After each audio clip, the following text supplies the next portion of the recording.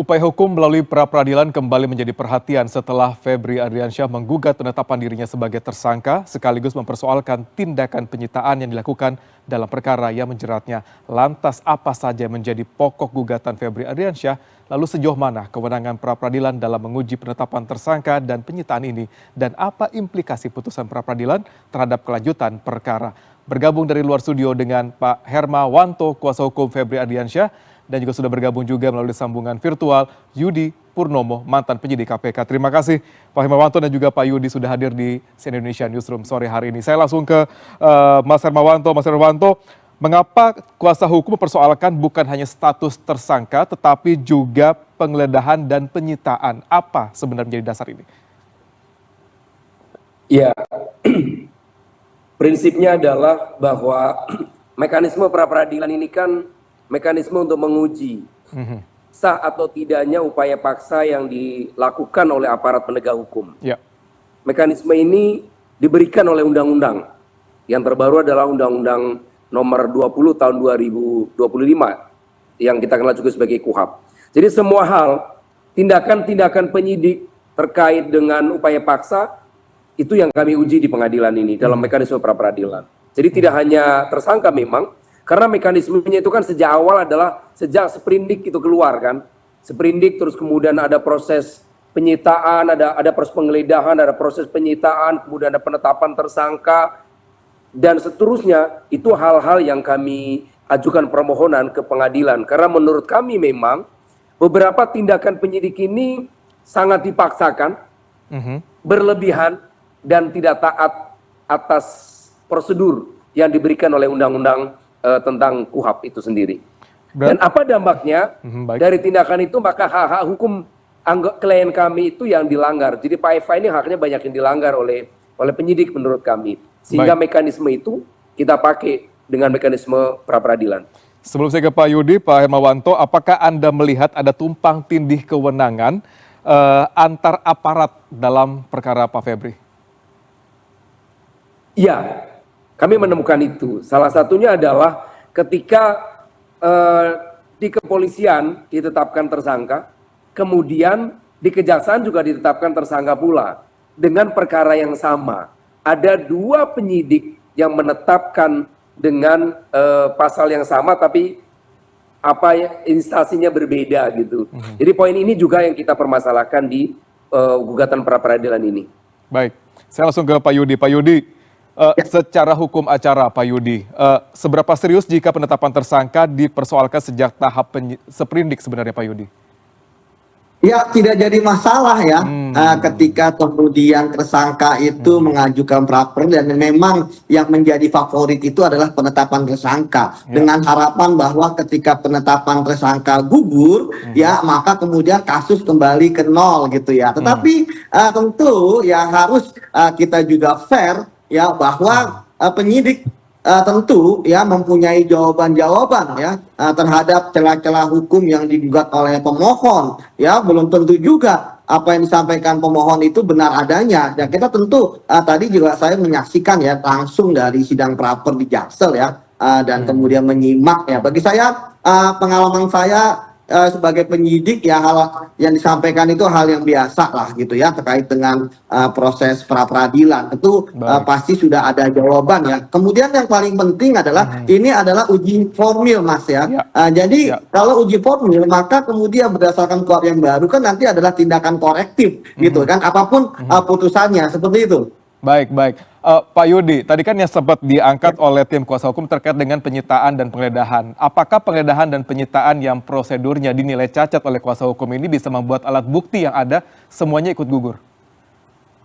Ya, kalau kita bicara tadi ini adalah tindakan korektif ya, bahwa kalaupun kemudian terkait dengan penyitaan dan penggeledahan itu kemudian diamini oleh hakim ya, andai kata ya, ya tentu kan itu tidak akan membuat barang bukti tersebut tidak bisa digunakan. Kan ini adalah tindakan korektif. Tadi dikatakan bahwa saya mendengar bahwa tidak ada penetapan misalnya, kemudian sudah penggeledahan dan sebagainya. Saya pikir besok akan dijawab itu semua oleh para penyidik ya, baik itu Kota Tipikor, baik itu kemudian juga Polda Metro dan kemudian dari teman-teman kejaksaan karena turut tergugat. Jadi bagi saya sebenarnya berita acara penyitaan, sudah perintah penyitaan, penggeledahan berita acara, saya yakin sudah diberikan. Termasuk saya mendengar tadi ada tidak melibatkan misalnya kan di Sentul itu kan misalnya ada juga keterlibatan dari pihak pemimpin lingkungan lah ya, misalnya RT RW pasti dilibatkan. Jadi saya pikir hal-hal sederhana ini sebenarnya pasti sudah bisa dijawab lah oleh penyidik Polda Metro dan Kota Tipikor. Begitu, Mas. Baik, saya langsung ke Pak Hermawanto. Pak Hermawanto, menanggapi apa yang disampaikan oleh Pak Yudi seperti apa Pak Hermawanto? Bahwa semuanya sebenarnya sudah ada prosesnya gitu ya, sesuai gitu. Anda melihatnya seperti apa? Kalau menurut saya apa yang disampaikan oleh rekan Yudi ini gitu ya, itu asumsi saja, karena itu yang akan kami buktikan besok dalam persidangan. Ketika kami mengajukan gugatan, kami mengajukan permohonan, kami tentu punya dalil dan kami punya buktinya. Satu contoh misalnya gitu ya, nanti juga pasti akan kami buktikan adalah, misalnya adalah tadi tentang lingkungan. Di dalam norma undang-undang itu tegas, misalnya, kalau akan melakukan penggeledahan pada satu tempat, itu izinnya adalah kepada pengadilan setempat. Oke. Itu ketentuan undang-undang loh, nggak boleh dilanggar. Pertanyaannya apakah punya izin nggak pada pengadilan setempat? Ini juga krusial karena apa? Ini ada hak asasi manusia juga. Oke. Jadi mekanisme korektif ini betul, tapi ini berdampak pada hak asasi manusia seorang tersangka. Ya, ini diberikan oleh undang-undang untuk memastikan bahwa tindakan aparat itu tidak boleh sewenang-wenang. Dan inilah untuk memastikan bahwa seluruh tindakan itu menghormati prinsip hak asasi manusia. Itu yang ingin kami tegakkan dalam mekanisme pra-peradilan ini. Baik. Sehingga kalau nanti permohonan kami dikabulkan, maka itu kan menunjukkan bahwa tindakan aparat itu sembrono, tindakan aparat itu melanggar prinsip hak asasi manusia. Dan itu tentu mencederai prinsip kita sebagai negara hukum. Baik, Mas Hermawanto, jika prosedurnya ada nilai cacat, apakah seluruh proses hukum terhadap Febri otomatis ikut bermasalah nih? Kita mengenal teori yang disebut dengan istilah pohon beracun. Dalam teori pohon beracun itu menegaskan bahwa kalau akarnya itu bermasalah, kalau akarnya itu beracun, maka batangnya akan beracun, maka cabangnya akan beracun, maka daunnya, buahnya semua beracun. Kalau proses sprindik itu salah, kalau proses penyitaan itu salah, kalau proses penggeledahan itu salah, maka dampaknya adalah alat bukti tidak memiliki kualitas pembuktian dan itu rontok secara hukum. Baik. Betul, saya setuju bahwa kemudian mekanisme formil ini berdampak hanya pada formil, besok bisa dilakukan penetapan kembali.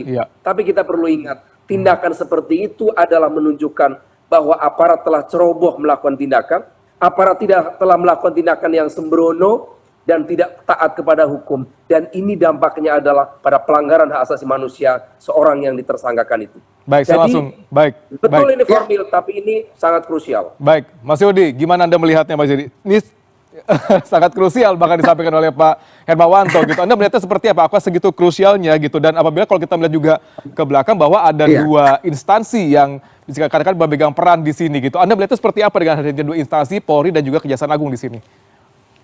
Ya, jadi saya tidak masalah rekan Hermawanto itu kemudian menyampaikan terkait dengan pembelaan-pembelaan klien, ya namanya juga penasihat hukum gitu kan, nggak jadi masalah. Tapi kan saya yakin ya pasti penyidik itu sudah mempunyai jawaban. Ya kita lihat jawaban-jawabannya besok. Kan tidak bisa juga kemudian dengan apa yang dimohonkan, kemudian mengatakan bahwa penyidik Polda Metro, penyidik Kota Tipikor, kemudian kejaksaan sudah salah. Kan belum tentu juga. Ya kan, itu yang pertama. Jadi jangan sampai di hari pertama sudah memohon, itu sudah benar semua. Jangan sampai kita keliru gitu kan. Kemudian yang kedua, ya bahwa tadi saya selalu mengatakan bahwa kita tuh nothing tulus ya penyidik ya ketika kemudian ada pra-peradilan gitu ya, karena itu adalah formil gitu kan. Ketika kemudian hal yang biasa saya katakan bahwa semua gugatan pra-peradilan pasti menyalahkan penyidik gitu kan. Nah tapi tentu penyidik ketika mengambil suatu putusan misalnya kemarin dari penyidikan kepolisian kemudian kemudian dilimpahkan ke penyidikan kejaksaan, tentu sudah punya argumentasi hukum terkait dengan hal tersebut. Seperti itu, Mas. Baik, saya langsung ke Pak Hermawanto. Bukti terkuat yang akan dibawa di sidang pra-peradilan akan seperti apa kira-kira Pak Hermawanto dari kuasa hukum? Tentu tidak mungkin saya sampaikan di sini kan. Tapi yang jelas satu prinsip yang perlu kita tahu bahwa Mahkamah Konstitusi itu tegas mengatakan bahwa setiap seseorang yang akan ditetapkan menjadi tersangka itu harus diperiksa terlebih dahulu. Itu adalah bagian dari prinsip hak asasi manusia bahwa ada proses dialog, ada proses klarifikasi dulu kepada calon tersangka. Itu konsepnya, ada konsep hak asasi manusia. Itu adalah tafsir konstitusi oleh Mahkamah Konstitusi. Dan itu tidak dijalankan oleh teman-teman penyidik. Sejak di Polda Metro Jaya, Portas Tipikor, dan lain-lain gitu ya. Faktanya seperti itu. Jadi ini tindakan yang dilakukan oleh penyidik menurut kami melanggar prinsip hak asasi manusia sebagaimana putusan Mahkamah Konstitusi. Dan hampir semua putusan pra-peradilan ketika objeknya adalah pemeriksaan tersangka, penetapan tersangka tanpa pemeriksaan sebagai calon tersangka atau saksi, semua dibatalkan oleh putusan pra-peradilan. Baik, Kita lihat ini masih sidang perdana hari ini, masih ada sidang-sidang berikutnya terkait dengan substansi dan juga prosedur yang coba diangkat oleh tim kuasa hukum. Pak Yudi, terima kasih banyak sudah berbagi dengan kami Pak di CNN Indonesia Newsroom dan juga Pak Hermawanto. Kita akan terus memantau jalannya sidang pra-peradilan di berikutnya terkait dengan Pak Febri Ardiansyah. Terima kasih sekali lagi Bapak-Bapak.